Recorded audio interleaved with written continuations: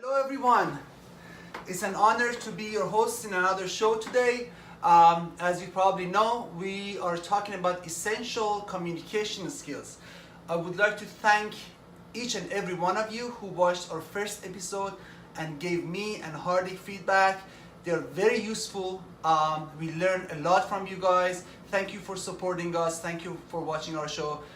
We are doing this just like I said in the first episode. We are just doing this to help out friends and just communicate things that we know and we think might be useful for everybody else to learn, especially the younger audience. One more thing, today for the first time we're going live on Facebook and Instagram at the same time. So Facebook is this phone, Instagram is the other one. Facebook one has more is a little more technologically advanced, so probably you hear us a little better on Facebook, but we're going to Instagram as well just to test. So if anybody is watching on Instagram, if you can just give us some feedback in terms of sound quality and image quality, that would be perfect. Again, my friend Dr. Khoi Nguyen is my guest today. He graciously accepted to come and join me in this interview. Parts of what he will discuss with you today, he does professionally and he gets paid for presenting these things to big organizations, but he was kind enough to agree to join me today and present part of what he knows for free to you guys. He doesn't do this as an advertisement for his work, but if you feel like what you hear today would be useful to you or to the organization you work for, you just feel free to reach out. I've included his name and link to his Facebook page on the title of this video. You can click on his page and contact him personally if you want to learn more about what we're talking about today. All right, Khoi, thank you for joining. So tell us more a little bit about yourself and what you do and maybe where you started, what you're doing right now. Yeah, sure. Well, first off, I do want to say thank you for inviting me. I think this is a great project that you're doing because it kind of marries your passion for, you had experience working in TV and you're an eye doc, but you decided to do this. I think it's really cool. So I'm really honored that you invited me to be on the show. But just a little bit about me. I went to school at Shahin. We graduated in 2013 and subsequently I went into private practice and worked for for a surgeon and worked at a hospital. And then I pivoted over and I worked at the university where we both graduated. So I was pivoting professionally, and what I realized the first year in the job was, oh my gosh, I had been trained to see patients and I'm really good with them one-on-one, but I really lack a lot of skill sets that this job requires. And part of my job too is also putting on big events, putting on workshops for students at the school. And so what we started doing was, when we go around and meet a lot of eye care leaders, VPs, executives, people who run hospitals, we ask them, what is a skill that you feel like students are lacking when they graduate? And sure enough, most of them say communication skills. So, because it was a weakness of mine, I went on to kind of do more work in it, and I've really been working on it quite a bit. So now I teach a course at SUNY Optometry on communication skills, and I do a lot of workshops and I do speak at conferences about the topic. So it's something that I've been personally interested in because I've always been somebody that lacked a lot of these skills, but also when professionally I needed it, I had to work on it as well. So. And you learned it and you're sharing this with people? Yeah, I wouldn't say that I'm a professional in this topic in any way, but I think that I do have some things that I've learned along the way, and hopefully some people will find it helpful. So how would you define communication in general? When we say communication, what would we mean? Yeah, so I looked up the definition on Oxford, and Oxford says communication is the imparting or exchanging of information by speaking, writing, or using some other medium. Now that's a more technical definition. I think for me, communication is really anything verbal or nonverbal that you can communicate with somebody and someone makes an impression of you. I think anything like that is considered communication, I think, broadly speaking. Basically, life is all about communication. Everything you do in life. The moment you wake up in the morning, now that with Facebook and Twitter, a lot of things, communication has, assumed a lot of wider... Yeah, I think so. Yeah, I think absolutely everything is. Okay. Yeah. So tell us a little more about verbal versus non-verbal communication. What is? It's obvious what verbal communication is. I guess it also includes emailing and speaking to someone over the phone, things like that. But maybe tell us a little more about nonverbal communication, because many of us might not be conscious of the importance of nonverbal. So maybe give us a few examples on how important, why it is important. Yeah, I think when we're younger and we haven't really started our careers, or we haven't thought about the things we say could affect other people, we are not aware of it. But I think anything that comes out of your mouth, or anything that is written, anything that's explicit, I think that's verbal communication. Course, And I think everything else that's not that, I would consider nonverbal. So, for example, the way I dress, I'm communicating something to you and to the audience by the way I dress, or my personal hygiene, or how punctual I am to a meeting or to meet you. Anything like that, I think, is nonverbal, because even though you haven't opened your mouth, you're communicating something to the other person. And I think that the nonverbal part is probably something that a lot of us are probably not aware of or underestimate. How about things like body language? Let's say you're in a meeting and you find the meeting initially be a little boring. What is it that you be mindful of? Like obviously rolling eyes, you should obviously everyone else should avoid. Or what is it that you are conscious of avoiding to avoid relaying a negative feeling unconsciously to the other person? Yeah, I think again it depends on the meeting that you're going to. So if you're going to a meeting where your feedback is being asked for, maybe you want to be present and listen to the other person before you speak. And so maybe it's a case where you don't speak a lot. Or maybe if you're running the meeting, maybe that's something where you have to speak up more. All right? Or it could be other things. It could be, are you looking at your phone once in a while when you're in the meeting? Because that sends a signal to some other people, right? Of course. You know, you're not looking at, are you making eye contact? Do you... Eye contact is very important. That's one thing that I always pay attention to, especially for our profession to have to talk to the patients. Absolutely. One thing that they taught us in the school is, in parentheses, I want to say that because this is what I really loved when they told us in the school. People don't care how much you know until they know how much you care. That's a key that sums it phrase. up, huh? Yeah, and that is communicated best with eye contact.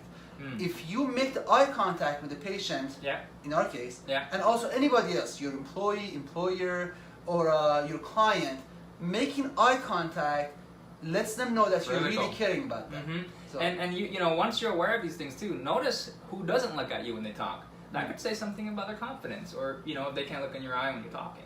You know what I mean? So yeah, I would say those are some of the nonverbal aspects of it. So tell us a little more about the importance of attitude in general towards how you build up a communication and how you go about communicating with someone. What is the mindset that you have to be aware of? I think it's just, again, being aware of what other people are like, where they're from, their age group, the capacity that you work with, and then, you know, trying to your best as possible to see how they communicate and best fit with their communication style. First impression is also very important. You have to be aware of. Right. First impressions are. I mean, a lot of it's probably written up in so many blog articles and written and people talk about all the time. But yeah, first impressions are key because as soon as someone meets you, I mean, literally within the first few seconds or the first few minutes, they've already have an impression on you. You know, they may not know that you're a doctor.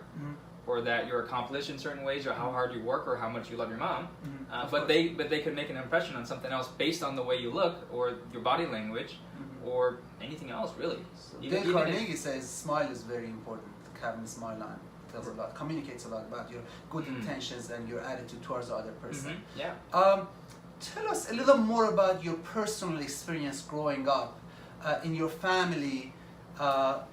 I know that you were not born in America, you were born in another country. Tell us a little more, and maybe the cultural asset that you had with you, how it did benefit you, how it didn't benefit you.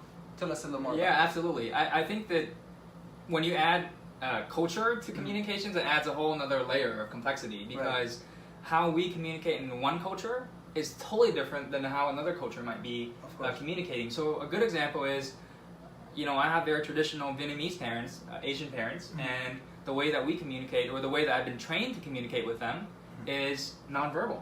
So, you know, I've never, ever, ever in my life heard my parents say, "Kui, I love you," or "Hey, Kui, I miss you," or anything. I've never heard of that before. How my parents showed us love is they do things for us. They check in on us. You know, I might come home from New York and visit my parents, and there might be a really full-blown meal waiting for me, but that's how my parents showed love. But they would never explicitly say.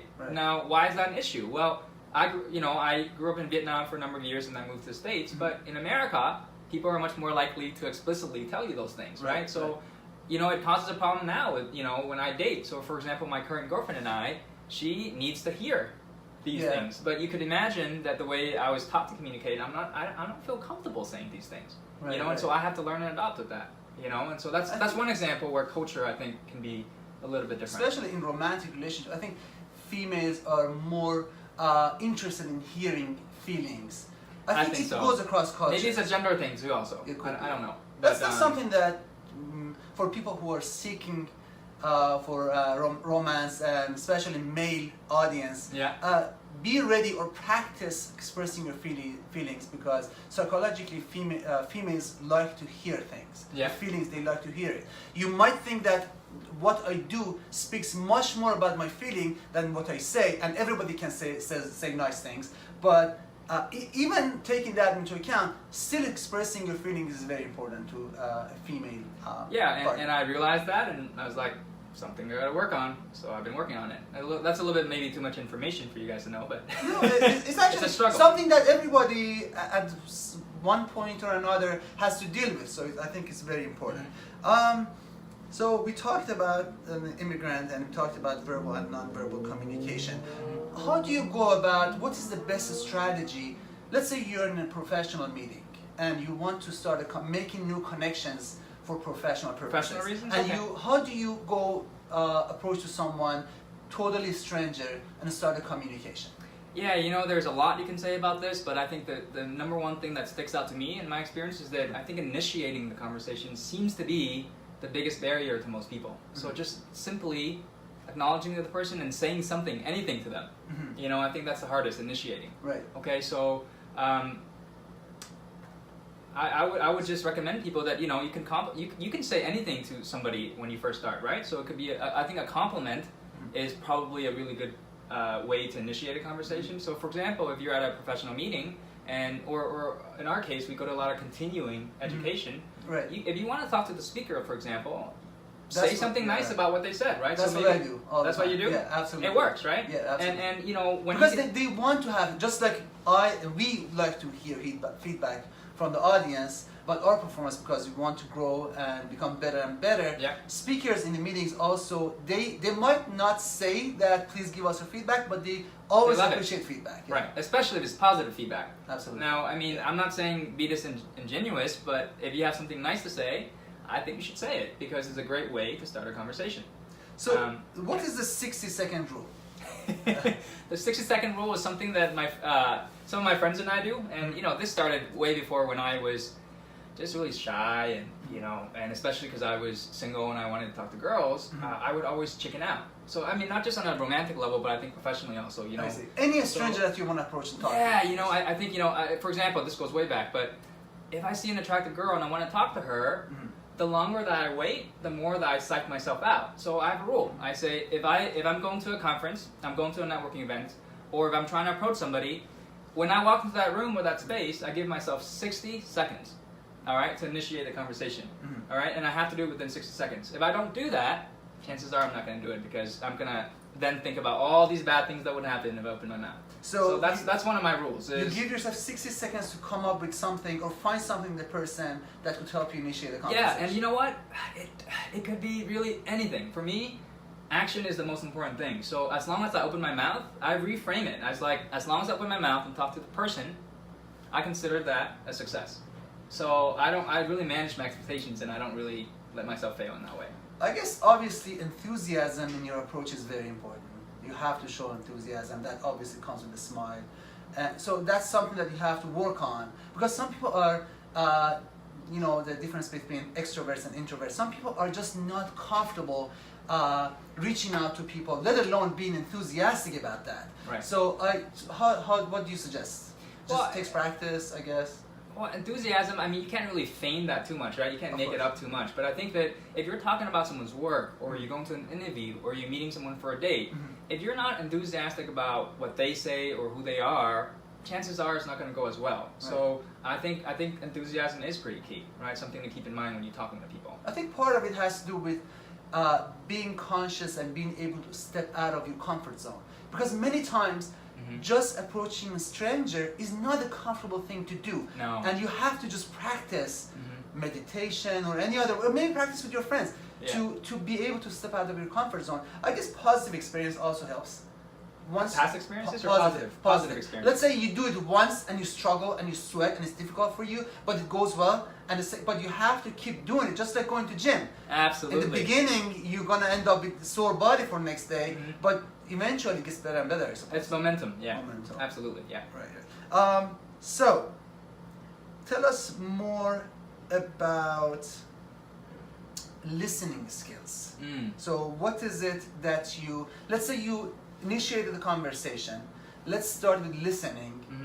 And tell me what do you pay attention to in terms of when you opened up the conversation, how to go about paying attention to the other person, being conscious of Well, I think the first thing is, if you're talking to somebody, I think it's important that you start with open-ended questions, right? So questions where they can't just give you a yes or a no answer, because then if you provide an open-ended question, then they can kind of give you a more profound or insightful answer, right? And then you can go from there. Give us an example. So, for example, if I asked you, Shahin, do you like the World Cup? Your answer would probably be yes or no, right? But if I say, Shahin, what do you think about I don't know, Germany getting knocked out so early in the World Cup? I think then I think it gives you an opportunity to expound on it a little bit more. And people like to listen to. That's what I figure psychologically. People like those that allow them to express themselves. Yeah. So I guess asking an open-ended question gives you the opportunity to be a good listener and show that you're a good listener. Absolutely. And then how do you show that you're a good listener? I think first of all, you got to shut your mouth. Of course. Yeah. I think. Don't interrupt. I mean, I have a huge issue with this too, and at least I'm aware of it. I mean, everyone loves talking, or we love talking about ourselves. Right. And so it is almost a struggle where I have to tell myself, you got to stop talking and just listen, right? So there's a game that there's also an exercise that you can do, right? And I've started doing this exercise, and the exercise is that, if I'm talking to somebody, I like to rephrase what they said and ask for clarification, right? So we start the conversation, I say, Shahin, so what you meant to say is this, this, and this. Is this correct? And not until you're happy with what I said or rephrased to you, I can't talk about myself. Right? So this is a way to say to motivate you to listen, and then also to ask for feedback from the other person. Right. I know they call it dialogic listening, I think. Marriage counselors use that for when they talk to couples and helping them overcome their struggles. This is what they tell them. So you would not be allowed to respond to what the other person says until you rephrase what he or she said in a way that he or she agrees that's what I meant. That also helps you come to a better understanding of what other person says, because in usual conversation, especially when there's a struggle, we don't really rephrase it, right? We don't rephrase it, and we assume we understood what the other person is saying, and based on that assumption, we start responding, and then misunderstanding builds on misunderstanding, and things get out of hand, and the emotion kicks in. People get upset of each other, and then that becomes much more difficult to overcome than having the ground rules that let's just repeat what you said in my words. It's kind of awkward to do that, but it's an effective exercise. I think the other thing too is when you give them a chance to talk like that and not change the topic right away, you can kind of expound on the topic you're talking about and dive into deeper. The other person feels like they're making a deeper connection with you. Absolutely. And instead of just changing topics every time you felt like it. Okay.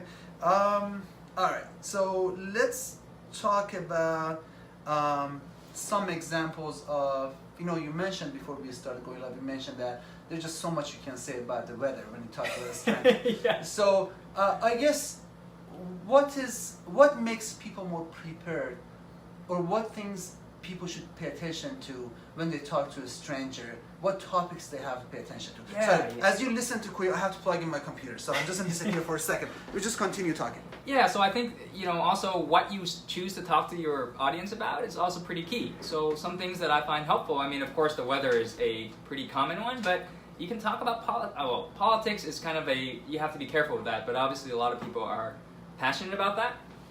Sports works. If the other person has kids, people love talking about their kids. Your work, what you do professionally, I think is a good topic. Traveling, who's not passionate about traveling, So pay attention to what topics you talk to other people about as well. I was telling Shahin a story of my way to his house, and I was in Uber with the driver was probably like a mid-20s Hispanic driver. And so I thought about, well, I want to talk to him, but what do I talk about? The World Cup's on. Most likely he's watching soccer, right? If you know, culturally, most people outside the U.S. love soccer, so my chances are pretty good. And so I brought up the topic, and we couldn't stop talking for 20 minutes on the way over. You know, but it's really easy, you know, because I knew that there's a good chance that this person would be interested in this topic. I think one thing that helps in opening up new doors in conversation is being aware of what is happening in the world in like current events. So I guess listening to news or podcasts that are available for free right now. Keeping educated always helps in many different levels, especially in this specific topic. Yeah. So I mean, I guess what we're saying is you can't just strategize and be an interesting person by using strategies. I think you have to kind of do some upkeep on yourself as well, whether it's reading the news, doing your keeping own up homework, with current events, reading books, so that you have something interesting or an insightful comment or perspective to give other people, right? Yep. So in my notes, the next topic I want to talk about is how to be likable. I would say let's skip this one and just refer people to Dale Carnegie's book, How to Influence People and Make Friends and Influence People. Okay. I think that's a Bible of likability. I think you can also find a free audiobook on YouTube. It's something that I found very helpful. Yeah. One of the books that would be very helpful in terms of the likability. And can I say one thing though? If I can Absolutely. throw one thing from that book? Sure. Okay. I mean, there's millions of things you can do to be likable, right? Yeah. I mean, but if I were to recommend one thing, I would say really get to know people's names. You know, so if I go remember names, right? Yeah, I mean, if I go somewhere to a restaurant, if someone's wearing a name tag, you can bet I'm gonna call that person or address them by their name. Almost always, people are kind of shocked by that, right? The person that I'm using their name on, because they're not used to that, and we forget how important our names are, right? It's our identity, kind of, right? It's kind of what we're given. Yeah, right. So you know, if I were calling someone, if I were addressing someone on the phone, whether it's a credit card company, whether it's a friend, I address them by their name if possible. I meet somebody new, you know, something I always do now is I repeat their name 3 times in my head. So if I say, hey, my name's Kui, what's yours? They tell me their name. I'm gonna repeat that name 3 times in my head because we're gonna forget their name unless you make a conscious effort to care about their name and remember their name. And sure enough, you might run into them in the same networking event 20 minutes later or next week. You say their name again, and oh my God, like you can betcha they really appreciate that. There's a phrase that I've heard. I don't know who said it, but they say your name is the sweetest melody to your ears, to everyone. I believe it. Their name is the sweetest melody they can hear, so they like to hear their names. So that's something definitely to be conscious of. There's another book called Influence by Robert Cialdini. This is another very, very good book for anybody who's interested in not only learning how to influence other people and communicate better, and also look for cues or signs where others are taking advantage of you. I just took a note of a few things that I want to mention that are very important. One is signs and shortcuts that people look for. And you know, there are tons of research and studies on these things that because nobody has time to research everything by themselves, so they look for cues. For example, one famous story is there was a gift shop somewhere in New York, and they had rings and jewelries that they couldn't sell. And manager called owner that should I just mark these half price for them to sell, and to his surprise, the owner said actually triple the price. Oh man! And what happened was, after doing that, all of them were sold, because many times people look for price to judge the quality, especially for things that are not functional, like a laptop, cell phone, stuff like that. Right. So they just imagine if a piece of jewelry is more expensive, it has a higher quality, and then by marking up the price and then giving 25% off, they were able to sell all of those. So be careful of those things and be mindful of those things. And the other thing is, we all like or feel close to people that are like us or are friendly to us, obviously. So if you go to buy a car or something else and the salesman suddenly is way too friendly with you, just know for sure that a bad deal is coming up. So be careful with over-friendly salespeople, especially. I'm sure when you walk in the shopping malls, you've noticed some of these people that speak a lot of languages, and they walk up to you and they guess where you are from, they start speaking your language. the goal is to feel friendly with you and feel close to you and get in your head of the genuine deal that is coming up. There's also another interesting point in the book, right? That we talked about reciprocity. Yeah. Right. Yeah. So do you want to talk about that? Or You go ahead. Well, the idea in the book is that people really respond well to other people who do favors for them or do things for them without asking for anything in return. Yeah. So let's say you're at a networking event and someone asked you to be on a panel for you're an alum, they invite you back to speak. You could say, hey, can you pay me for this? Or you can say, hey, I'm an alumni, I would love to come back and help the students, right? Now, if you are the person who does it without asking for anything in return, you can betcha that whoever is inviting you to come speak, if you ever need anything later on, and you ask them, I bet they're going to feel much more compelled to help you if you actually did that before, right? So it's the idea of, networking is all about this, I think. I think one of the great things you can do for networking is try and help people out and don't expect anything. Right? You mentioned something about fundraising in your department or fund. Maybe you mentioned that. Yeah, so part of my job, a lot of people don't know, I also do fundraising. So that means having good relationships with our partners. So whether it's a Johnson & Johnson, whether it's a Luxottica or a Vision Service Plan, whatever it is, I work with these people. And our department does really well with fundraising. And I find that my success stems from the fact that I find solutions to problems for these people. So if they say, Kui, can you do this? Oh, Kui, can you help me find a speaker for this? Oh, Kui, can you see what students are interested in this topic? I always kind of just do it for them because I know that, I should help genuinely, them. of Yeah, course. Genuinely. And then, when it came time for me to say, hey, can you write me a check for so-and-so money for my department? It just kind of happens right there. Yeah. Don't have to work too much. So one thing very that effective. a lot of people, I think, have noticed that also comes from the same strategy is when you go to Costco, you probably notice they give you samples. Oh, yeah. They give you very small, just Why fried do they do that? hot dog. Why do they do it? Because statistically, it significantly increases the chance of the person that just tried the sample to buy the product. Now, of course, a lot of people don't do it, but for that small cost, overall, on average, it significantly increase the chance of selling that product. So that's basically based on that psychological strategy. Yeah, I'm sure that has something to do with it, for sure. There is another thing that I was going to mention. It's called warning sandwich. And that comes from this strategy. Every time you want to criticize somebody, or let's say you're at work and you're not happy with the coworker, or you're not happy with the boss. There's a problem, and you want to communicate that with the person or with your boss. So the best strategy is to put the complaint or the criticism between two compliments. So let's say you're sending an email, and let's say Kui is my boss, I'm sending him an email complaining about something that he did I'm not happy with. So I open up with a compliment. I find something to compliment about Kui. And then in the body of the email, I put the main complaint and I end with another complaint. And research shows that doing this, crafting your email, or even verbal expression of what you're unhappy about, significantly increases its effect. It's called warning sandwich. So by the way, I think a lot of people use this different capacities. So I am part of a speaking club, and we have a lot of people who come up with speeches. They get up there, they deliver, but we also have evaluators that evaluate the speeches so that everybody in the audience can learn something. And what we do is the same thing. We use the sandwich method. The evaluator will usually say something very positive about the speech. They'll give a constructive criticism and some improvement suggestions, and then they end it with something nice. So that the person feels encouraged, but at the same time they don't take the criticism so personally. Yeah. So I think it works in that capacity as well. Not just professionally, but I think personally too. Yeah. One more thing I was going to mention, in the introduction to this live show, I said we're going to tell you something that could absolutely save your life. And this is what I'm going to talk about now. People look for social proof in times of uncertainty.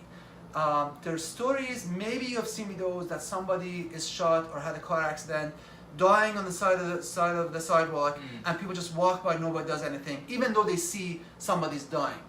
Why is that? And they did that in studies over and over, and they noticed in times of extreme uncertainties, people look for others, and they look for what others are doing. And if nobody's doing anything, they just assume that somebody has already called 911 or has done something about that, so they just they don't feel like they have to be the one Yeah. that is getting involved. And- Even if you're lying on the side of the street and screaming help, people feel like, okay, I'm sure somebody has done something already, because nobody else is doing anything. So I'll tell you what to do. Yeah, you know, it's interesting you bring up the concept because I took psychology in my undergraduate, and the effect is called the bystander effect. Bystander, So exactly. let's say something happens to somebody, there's an emergency, but there's a lot of bystanders. Well, no one's going to feel like they should do something, even though there's a lot of people, because they said, well, maybe the Shahin would do it, maybe that guy would do Somebody's it. I'm not gonna do it. already, yeah, Right, somebody's so already called. You kind of like, you don't take accountability for it, but if you're that person and, you know, you point, it says, hey, you call 911. Exactly. You know, that Exactly. person's gonna feel accountable for you, you know? Exactly. And- So if you are, God forbid, at that situation, meaning that something happened to you, you need help in a public situation. Don't just scream help. Don't just scream, please somebody call 911. Find somebody in people that are passing by, point to them and make eye contact and ask them to call 911 or ask them to help you. Once you do that, that person doesn't have to look for social proof anymore. They feel, psychologically feel more compelled to help you because you actually made eye contact with them and asked them personally to do something for you. So research shows that it's much more effective in doing that. So, so you told me that you specialize in something that you call DISC. Yeah. Tell us more about that. Yeah, so I went to a conference, professional conference with Johnson & Johnson, and they were doing this DISC assessment. And at the time, I was like, what the heck is this? So it turns out that there's a tool you can use. It's sort of like Myers-Briggs. It's like a personality test, but specifically, a lot of organizations use DISC. It's a way to figure out what communication style you are. So there's one of four, right? There's a dominant, there's an influencing, there's a steady, and there's compliance. So each of these four types, it breaks our communications down to four types. And DISC, what it is you can take the test, and there's some free ones. I can give the link to you, and you can share with the viewers for later on. You take the test, and it kind of sums up kind of like what is your main communication style. And then it also tells you, well, here are the other people's communication styles as well. So we teach you, well, how do you figure out what other people's styles are? And then once you know yours, you know theirs, how do you adapt so that you're communicating with them more effectively? All right? So I'll give you one really quick example. We're not going to jump into this because this will be for the next show. Sure. Okay? But one example is I work with a lot of different people in our organization. So there's a guy named Marcel that works in the business office. Okay? And the first few times I communicated with Marcel didn't go so well. Okay? And you know, I'm an I. So when I took the test, I'm an I. I'm an influencer. So I tend to be a little bit more extroverted at work, and I would ask Marcel personal questions, ask about his day. I'd be really casual. I'd kind of try to get to know him. But Marcel's one of those people who he's more detail focused and work focused, and he's not really that kind of person. What Marcel wanted was like, why are you here? What can I do for you? He's more of a numbers guy. We all know people like that, right? Yeah, so the way I communicate with him did not work. But you can betcha that once I learned more about this and I was more aware that, look, like not everybody talks the way you do. Not everybody perceives things the way you do. I think I was able to adapt to work with him better. You know, so maybe we can. This is a good moment to tell people that we're gonna have a second episode, just like you mentioned, titled "Advanced Communication Skills." We're gonna delve much deeper into a lot of other these things, and in addition to other things, we're gonna speak about negotiation techniques, stuff like that, in the next show. Yeah, but DISC is something that I think a lot of people use. It's talking about. It's not super scientific, but it's all about observable human behaviors and things that we can do to improve it. And so awareness is really key, I think. So, how about talking a little bit about fixed versus growth mindset? Okay. Because I've heard of these terms, but I was wondering if you can shed a little more light. Yeah, so again, this is something that's really personal to me because I was an awkward kid. I came to this country when I was 8, so culturally I also had some things to learn. I had to learn English, and I really struggled with, just being shy, being introverted, not really putting myself out there. And when I was trying to improve these aspects of my life, I came across this piece of research by actually a Stanford researcher. Her name is Carol Dweck. Okay, and she talks about the idea of a growth mindset versus a fixed mindset. And you can maybe you can share a TED Talk. I have a link I can share with you for the viewers. But she talks about most people adhere to one of two mindsets. Either you're a fixed mindset, where you are born with certain intelligence, it's fixed, you can't really improve. Or you are the second group where you feel like, okay, intelligence or capability is something that I can improve with struggle and effort, and that's how I'm going to improve. It turns out that her research shows people who have the fixed mindset, people who say, they tend to be people who prefer to do activities or projects where they have more success in. They don't like the failure part of it, because for them it shows them that, that's a fixed mindset. That's a fixed mindset. Right. They tend to avoid behaviors or tasks or activities or puzzles or whatever it is, because they want to do things that have more success rate.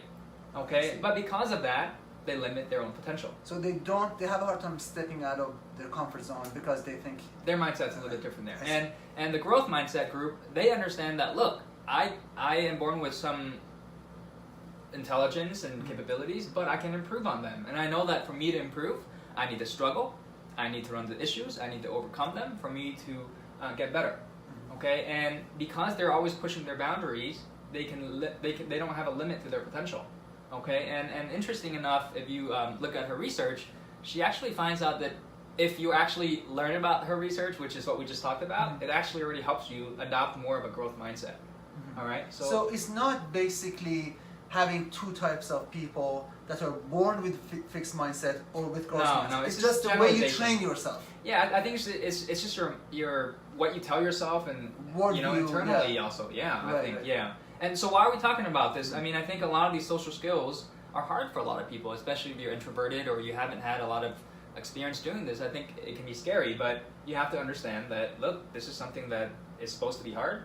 I'm supposed to have some anxiety and be scared about these things, but I should also expect it to be hard if I want to get better at it. A lot of people, I think, are familiar with the no pain, no gain phrase. Yeah, same thing. Basically, if you're not feeling a little uncomfortable, it means you're not exposed to anything new. You're not learning anything. Absolutely. You're not struggling a little bit. Yeah. So that's the sign. If everything is comfortable, you probably should know that you're not learning anything new. Or you're not in a position to improve and grow. That's probably. Yeah, I would agree with that.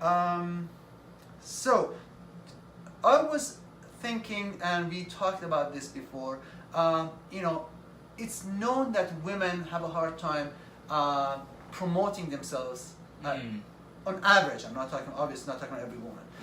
What do you attribute that to? Well, I do some negotiation workshops with our students who are, optometry students about to graduate, and optometry now, is like 75% women. Right. A lot of women. So I looked into this, and it turns out there's a piece of research or a book written by a woman named Linda Babcock, and when she started her job at Carnegie Mellon, she noticed that a lot of the courses were being taught by graduate students who were male. And so she goes to talk to the dean, and she asks the dean, why is it that all the graduate instructors are male and not female? And the dean says, the women don't come and ask me to teach in those classes. And so Linda Babcock proceeds to do some more, a few studies to see if there's actually quantitative data on this. And so one of her piece of research is they invite a group of men and women to come and play a game called Boggle. And when they play the game, they tell the participants, look, I'm going to give you between $3 and $10, okay, and we'll be watching you when you play. After they finish playing the game, they give $3 to the participants and says, hey, is $3 enough?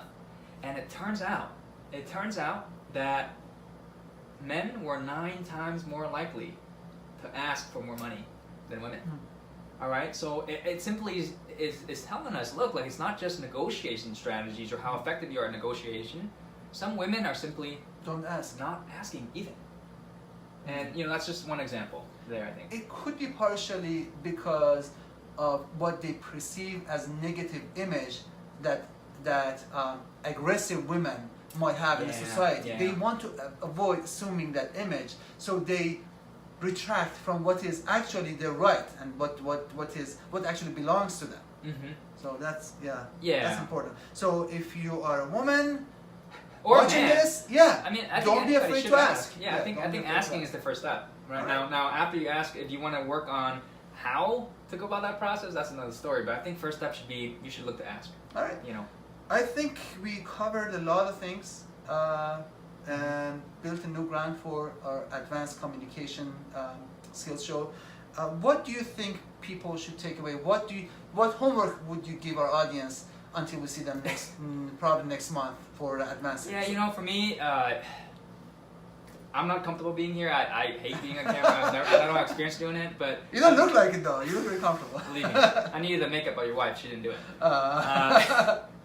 I think for me, it's just if you feel like you're weak at something or you're scared to do something, I think that gives you more reason to work on it. You know, and so I think for the audience, if you want to work on any of these skills, I think you should just practice and try something today. So if you're scared of talking to strangers, maybe today is the one day that you decide, hey, I'm going to go and just pick one person today and compliment them. And you know what? It doesn't even have to be a stranger, actually. What if it's someone you work with or a family member or a friend? It's a good thing to do anyway. You know, and it's a good way to open a conversation if you're, you know, somebody who is scared about that, right?